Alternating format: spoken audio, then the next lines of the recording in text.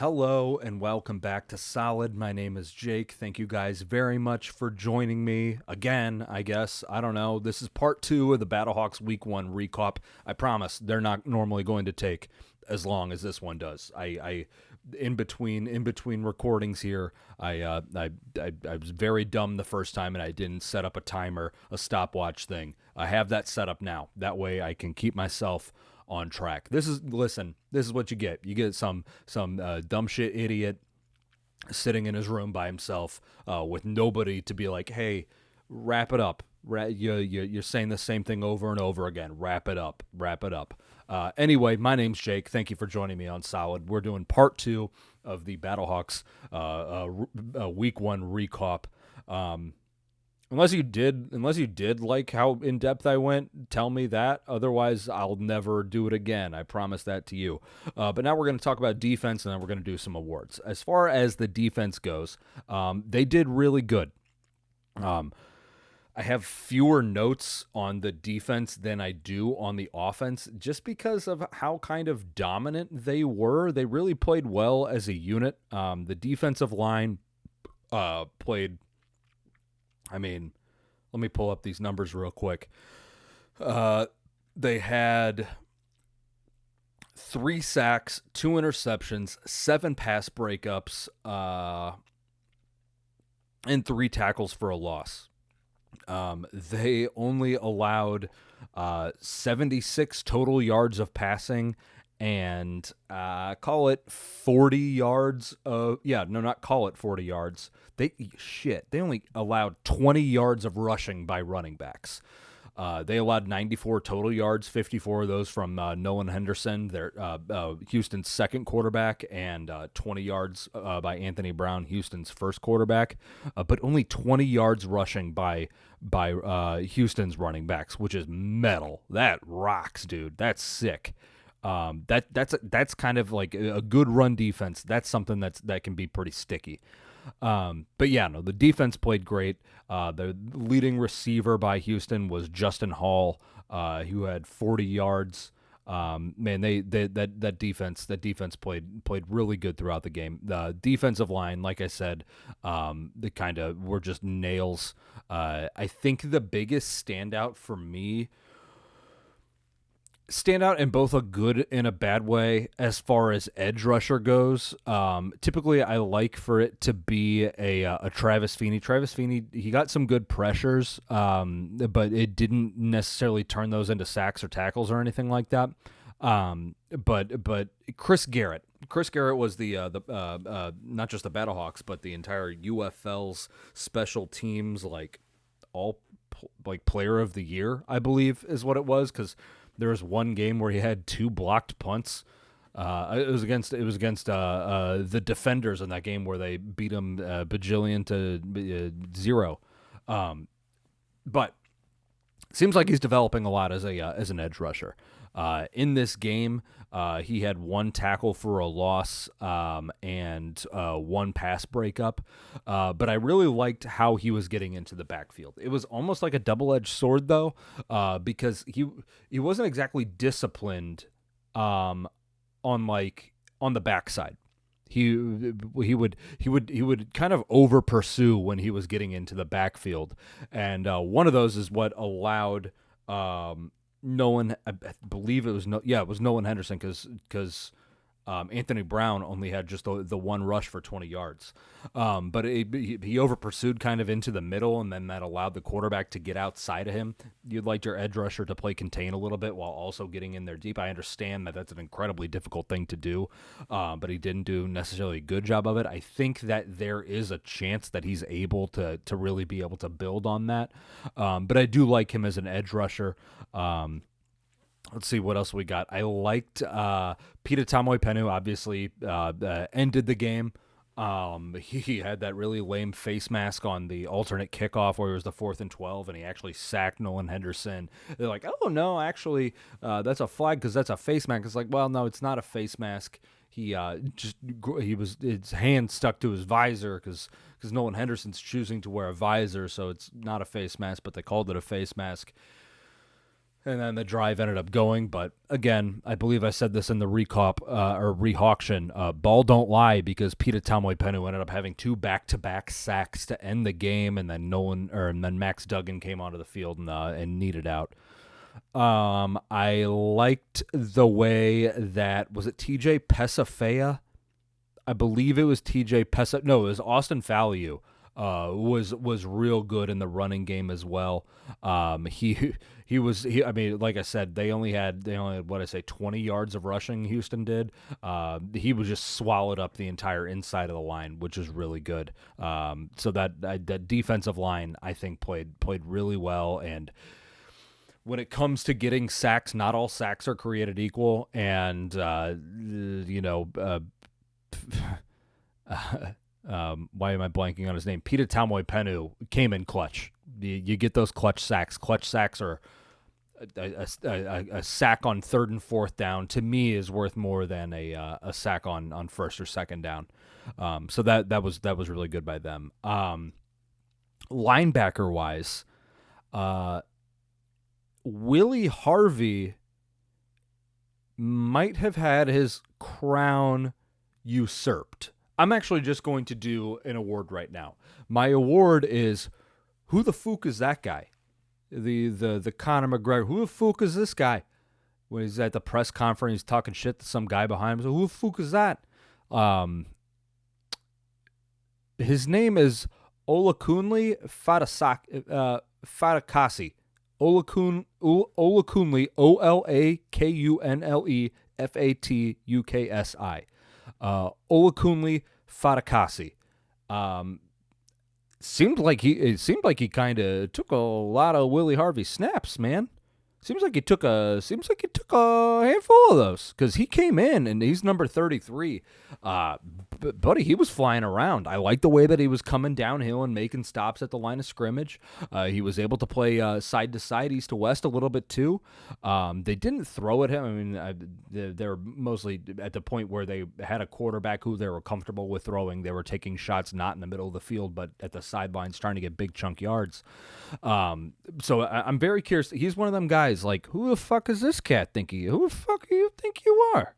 Maybe that's a better name. Maybe that's a better name for the award. Who the fuck do you think you are? Who the fuck are you? Who you think you are? His name is Olakunle Fatukasi. I want to make sure. Let's make sure we keep our eye on number 33, because he's I liked what I saw out of him. And initially, like, I was like, Willie Harvey's number 51. Why is this other cat in there? And no, he was playing pretty well. And then Mike Rose, we know Mike Rose is just going to be a steady guy. He did miss one late. There was a ball that was thrown, I don't want to say directly to him, but pretty damn close to being thrown straight to him, and he didn't get an interception on. I believe it was on Houston's last drive or second to last drive or something like that. But that would have been cool if he's had interceptions before. It would have been cool. You love a linebacker interception. And Mike Rose could have had the opportunity to do that, but didn't necessarily pull the trigger on diving towards the ball. But yeah, no. So defensive line, pretty much the box. I like the box. And I liked the defensive back. It's really hard to find a problem with this defense from this game. Again, from the last episode, I don't know if you're listening to this episode by itself. If you listen to the last episode, Houston sucks worse than I thought that they possibly could have. So let's see. We had Nate Maters played. Number 22 is Nate Maters. We had Quinterio Cole played. We had I don't want to say him. I'll just say this. Chris Payton-Jones, number 3, had a bad game. Instead of going through all the people that had good games, Chris Payton-Jones did not necessarily have a good game, like, really a lot. He made a few tackles on the edge there, but there were some times, man, where I didn't quite understand what the hell he was doing. It was on that Anthony Brown big, his 20-yard run. The Battlehawks were in man, or maybe man with a something over the top. I'm not entirely sure what the hell happened here, but there's a big time miscommunication. Maybe I don't want to blame it just on Chris Payton-Jones, but there's a big time miscommunication in the passing off of a route. Because was it Lucas Dennis? No, it was Quinterio Cole. So CPJ was on the outside. His wide receiver ran a route across the middle. It was like a slant or some kind of 5-yard in or something like that, and just took it across the field. And Chris Payton-Jones stuck on him, but then you can see the safety, Quinterio Cole, comes down to go in man coverage as well on this wide receiver. The problem there is that in man, the other wide receiver on that side just took his guy deep. So there's just a massive hole in the flat to probably about 10, 15 yards back, where it's vacant, completely vacant.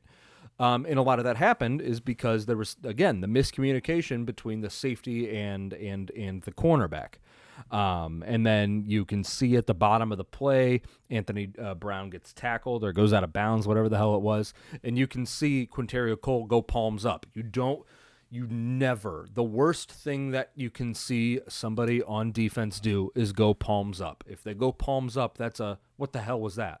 That's what's happening right now. That's who the fuck is this guy? That's you don't want palms up. I'm doing palms up now. If you're listening to this and you want to watch it, you can go to Solid Pod on YouTube, and you can see me doing palms up. Hey, people on YouTube, vouch for me. I'm doing palms up right now. If you're on YouTube and you don't want to see me do palms up, you don't want to see me in general, you just want to listen to what I have to say, hey, cool. That's totally fine. It's insulting, for sure. So, certainly insulting, and you know that it's insulting. But you can just listen if you want to. Go on to Apple and Spotify. It's solid on there. Anyway, so the miscommunications there were a little bit of an issue. But yeah, I would say that Chris Payton-Jones had they had, or he had one of he's in the running for of the week. So that's not necessarily good. I'm looking at this. So there was that. There's the Quinterio Cole interception was really good. Where this was kind of, they didn't bring this up on the broadcast or anything like that. But when he picked the ball off, who was the guy that he was covering? Cam Sutton, number 89, wide receiver, maybe even a tight end on Houston.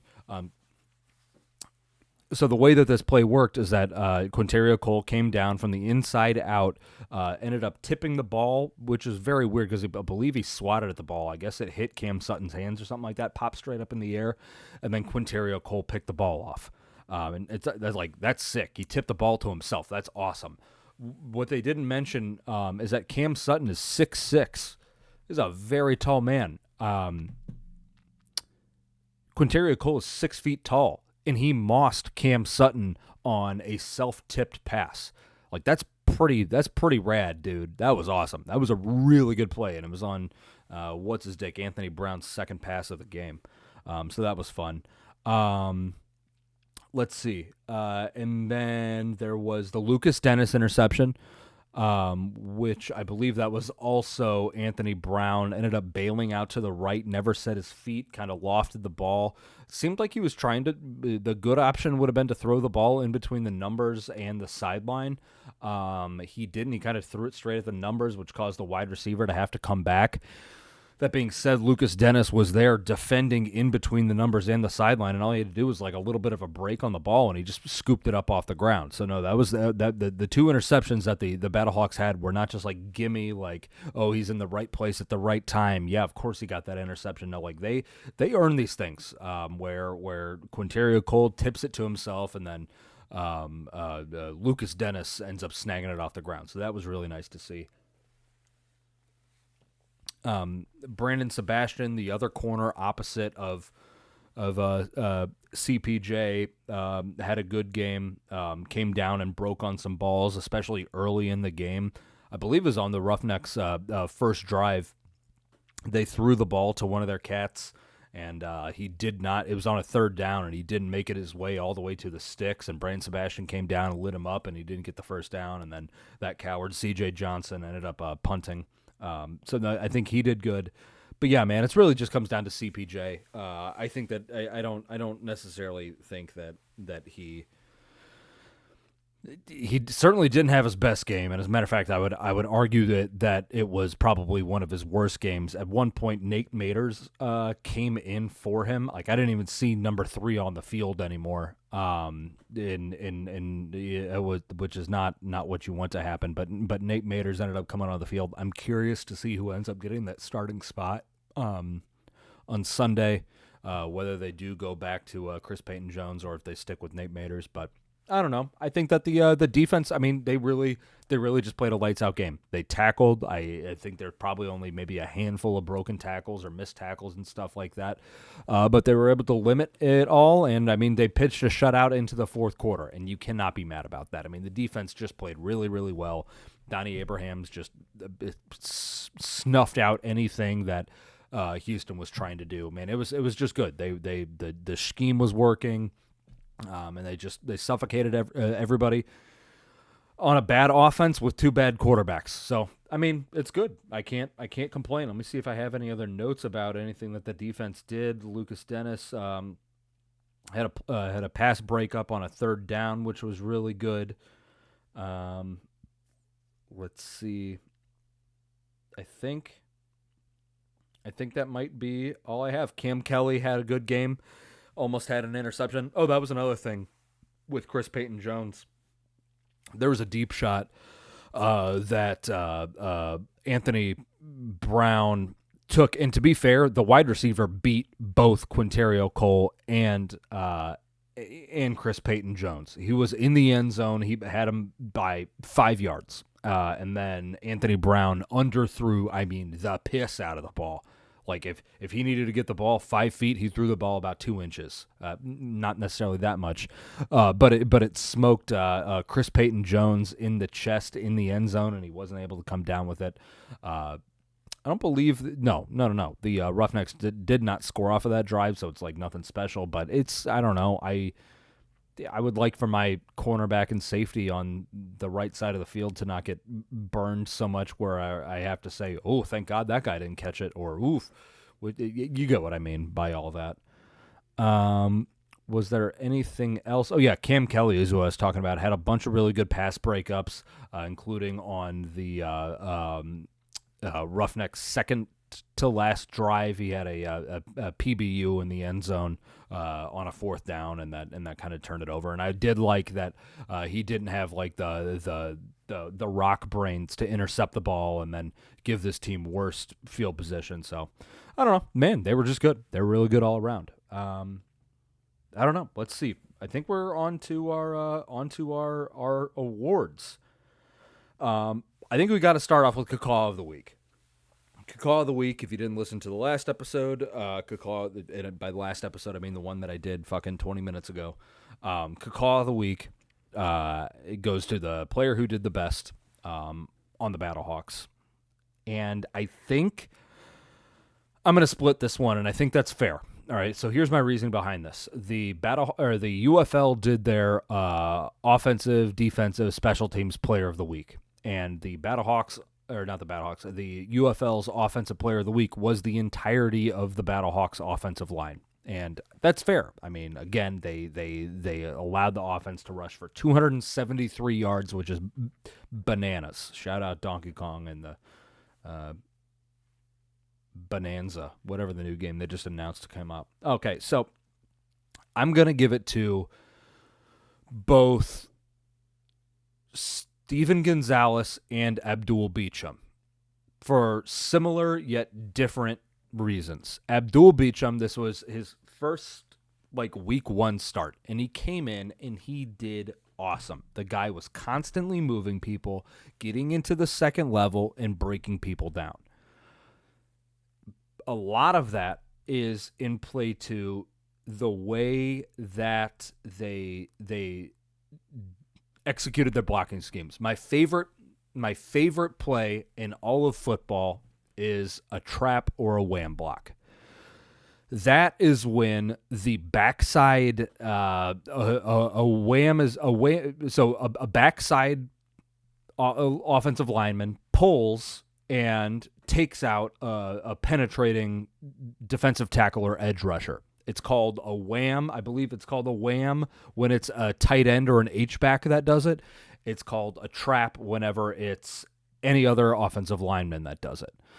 So what this allows you to do, and this was the two big, like the Jervian Howard touchdown, that was off of a trap block. And they're gorgeous when they work. They only work, again, whenever that defensive line is really playing downhill. You have to be able to let them get some penetration into the backfield, and then somebody comes from across and just fucking puts them into the goddamn dirt. So what that allows you to do, you get that guy that's penetrating into the backfield, and that's because the offensive lineman that's lined up across for him that would traditionally have the job of blocking that guy doesn't. He olays him, lets him through. That way the other guy ends up getting blocked after he gets olayed through. But that allows these offensive linemen to get to the second level and block downfield. You block a linebacker, you're causing your tight or your running back to only have to break one tackle, and it's probably going to end up being a safety. And he's going to be able to break that. And in Jervian Howard's case, he didn't make that guy miss. He just, like I said, pancaked him. Love a trap. It happened there when Abdul Beecham olayed a guy. Abdul Beecham and Jawan Bushell-Beatty olayed a guy, allowing themselves to get to the second level and block that linebacker, which gave fucking Jervian Howard that huge lane. So that happened there. And then on the other side, it was a Jake Saylor's 25-yard run, I believe. It was definitely his longest run of the game. Yeah, 25-yard run, complete opposite. Steven Gonzalez olays a guy as the left guard, and then Abdul Beecham comes from the right guard, pulls across, and smokes a guy. Now, this one was a little bit different, and this is what I was talking about on part one, is how much Houston really sucks. Is that is the play was executed and looked exactly like a trap block should, except the defensive tackle fell on his face. When I say olay, like a offensive lineman olays a guy, it's kind of just metaphorical, where you're just like letting them through to get some penetration to get blocked. When they olayed this defensive tackle, homeboy, it was like he was getting ready to throw his shoulder into a door that he was trying to bust down, and then somebody on the other side opened the door while he was throwing his body into it. And this cat just fell straight on his goddamn face. And then Abdul Beecham was just like, I don't fucking know. Like, the job's done. Job's done. And then just kind of like stuck him on the ground a little bit. It's like, what the... So I guess more so, I got to give Abdul Beecham because of like the kind of quote unquote breakout that he had, it being his first week one start.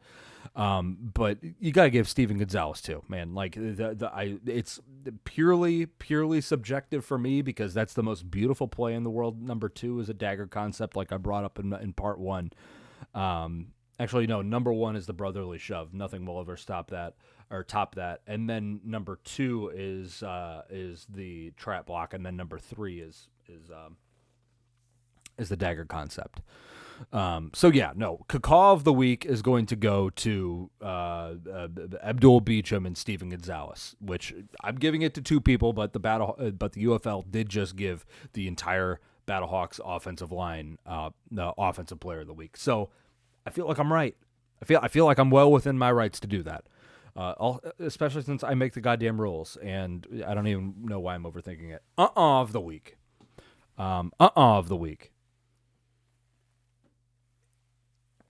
Of the week is going to go to Chris Payton-Jones for all of the reasons that I kind of laid out before. Got beat on the outside by scrambling running backs, miscommunications, had a defensive pass interference against him.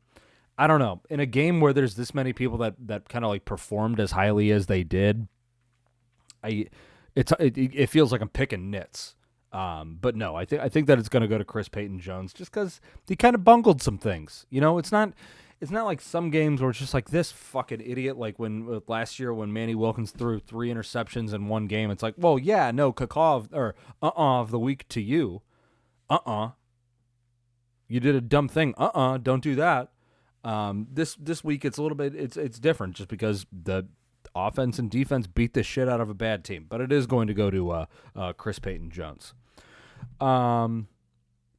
Let's go with bitch of the week.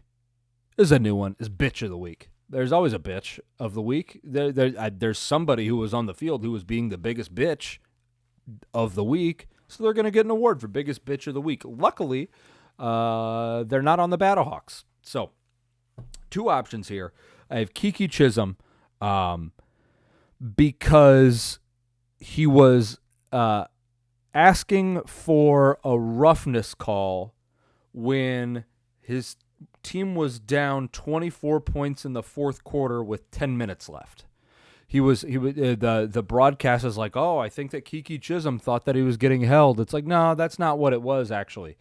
Kiki Chisholm caught a ball, got kind of shoestring tackled, went on the ground, and then Cam Kelly came up because he didn't see that the guy actually got physically touched down. Cam Kelly came up and then just like blasted him in the shoulder, and then Kiki Chisholm goes up, what the hell, man? And then the announcer's like, oh, you can see that he's irate about them getting held. It's like, no, he's probably irate about getting fucking demolished. I would assume that he's probably mad about.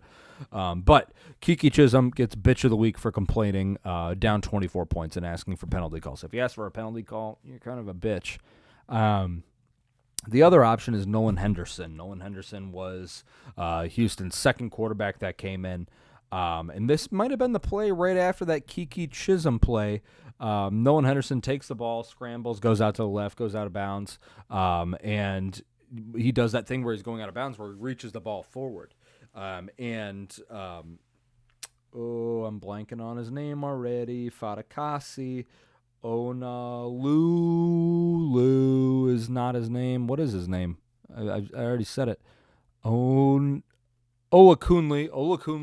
Fatakasi is coming purely horizontal, does it really quick, and then tries to swat the ball as he's diving out of bounds towards Nolan Henderson, who's walking out of bounds. Fatakasi tries to swat for the ball, and I don't know if he hits, what's that sheepdick, Nolan Henderson in the arm, or something like that. But you see Nolan Henderson's kind of mic just like, hey man, what is his actual thing that he says? Oh my God, come on. Where are we with my quote? He says, what's up with you? And then he tries to be tough guy.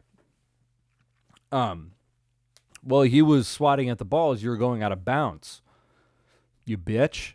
Like you're not allowed to hold the ball out in one hand and then be pissed off at somebody whenever they try to get the ball out of that hand. What are you a bitch? Is that what you are? Are you being a bitch right now? You're bitch of the week. I think I got to give bitch of the week to Nolan Henderson for being mad at a guy trying to just get him to fumble. That's a bitch move. You're bitch of the week, Nolan Henderson. That's where I'm at with you. Now, what else do I got? I got that. I'm going to give Too Much Dip on Your Chip award. This is just a guy, he's got too much dip on his chip. He's just feeling himself. He's got too much dip on his chip. And unfortunately, the Too Much Dip on Your Chip award is going to go to Manny Wilkins. This was in his first drive of the second half. Comes onto the field. I believe it was third or fourth down. No, it must have been third down. But the camera kind of, you know how like the camera will zoom in on a quarterback's face while he's standing in the backfield? Camera zooms in on his face and he's doing something. Got his hand inside the face mask, and then you can kind of see it. Dude's just got a smelling salt in front of his nose on the field. You've seen players do smelling salts on the sidelines. I've never seen one, let alone a quarterback, do it on the field. That's a crazy thing to do, and I loved it. So Too Much Dip on Your Chip goes for him for doing that. Oh, but that's not the reason why. The real reason that he had too much dip on his chip is because he says game time 88, meaning hey, Hakeem Butler, get ready to go the fuck off, buddy. That didn't happen, and Manny Wilkins ended up scrambling for 4 yards. So too much dip on your chip is doing a smelling salt, telling your wide receiver to score, and then only getting 4 yards. So that's too much dip on your chip award. Let's give the last award. The last award is my personal favorite. It is the Hot Mic of the Week award. Couple options here. Couple options for Hot Mic of the Week award. There was CJ Johnson, who did a super challenge, and the ref comes over to him. He says, "That's pass interference. I know it is." And then it ended up not being pass interference. So I love a person being so confident only to just be so wildly incorrect. So that is one option for Hot Mic of the Week. Honestly, they weren't like super great or anything like that. We didn't like get any like exuberant like curse words or anything like we used to with AJ McCarron cussing out Bruce Gradkowski. But so that's one, is that's pass interference. I know it. The other one is when this is in the second half, maybe Battlehawks like second drive or something like that. They're having a little bit of trouble moving the ball, and then you could see the Houston was trying to stack the box. And they were doing so, and they were rotating a safety. They were doing a too-high safety, but before the snap, one of them would rotate down and kind of be in the box. And the Battlehawks ran a play, and I think Jervy and Howard got yard-ish. And then you could hear Manny Wilkins just say, "That's a bad play call right now." And that's great, because I don't know who the fuck he's talking to. It's like later on in the game where he said, "I need you to shut up," or something like that while he's standing in the huddle. It's like, that's crazy. Imagine being near him with that. Like that is a crazy thing. But for him to run a play and then just be standing in the backfield, and to whoever's listening to him, he just says, "That was a bad play call for right now." I like it. I think that it shows some moxie by the quarterbacks, being able to be like, this fucking guy up in the goddamn booth is doing nothing to help me out. I like him being able to call people out. So yeah, that is our awards. We got Cacaw of the Week goes to the Abdul Beecham and Steven Gonzalez. Of the Week goes to Chris Payton Jones. Who the fuck is that guy? Goes to Ola Kunli Fatakasi. It's only week 1. I'm gonna learn that name. I hope I learned that name because it was fun to watch him. And then. What did I say? Hot Mic of the Week. Oh, no. Bitch of the Week goes to Nolan Henderson because he's being a bitch this week. And then I think Hot Mic of the Week has got to go to Manny Wilkins because he's a Battlehawk. I think when there's like a tie is like a guy being so confidently wrong as CJ Johnson. I like a Manny Wilkins in week 1 is already like, I've fucking had it up to here with bad play calls. That's what I like, man. That's what I like. So that's where we're at. Yeah, Houston stinks. They said that they're going to march Anthony Brown back out there this weekend, so that'll be an absolute dud. But, man, this was good. This was the ReKawp, guys. This was the ReKawp. Again, like I said in in part 1, I'm going to try to make sure that I get this closer to you earlier. It got fucked up today because I was recording a half hour of one, and then the tornado sirens went off, and everybody's like, "Oh, you gotta go to the basement. You don't want to die." And it's like, actually, that's kind of how I do when I die. But my opinion on my own health matters less than everybody else's. But yeah, man, that's where we're at. Thank you guys very much for joining me for this Battlehawks ReKawp Part 1 and Part 2. You got the options on Spotify and on YouTube. Solid Pod on YouTube. Solid on Apple and Spotify. Go Birds. Go Ironbirds. Go Battlehawks. Pretty much anything that you say to anybody at any capacity in public, they'll be like, "Oh, that's a Battlehawks guy," is what that is. Like maybe you don't even say it. Like there was a I was getting on the highway earlier, and this shit dick that was in front of me was going 25 miles an hour on the entrance ramp. So I got up in his asshole. If you're driving 25 miles an hour, you were inviting me to be inside your asshole. So I drove up behind him, riding his ass. I honked my horn three times, something like that. I'm not afraid to honk my horn. Honk my horn 2-3 times. The guy gives me a wave. But honestly, I know that when he gave me the wave and when I honked my horn, I knew that guy was like, oh, that's a Battlehawks guy. That was a long-winded joke right there. Thank you guys very much for joining me. I will talk to you either tomorrow or Friday with a bird's eye preview for the Battlehawks Week 2 game against the San Antonio Brahmas, which is at 5:30 on Sunday, I believe, at home. It's a dome opener, that's for sure. I'll talk to you guys later. Bye.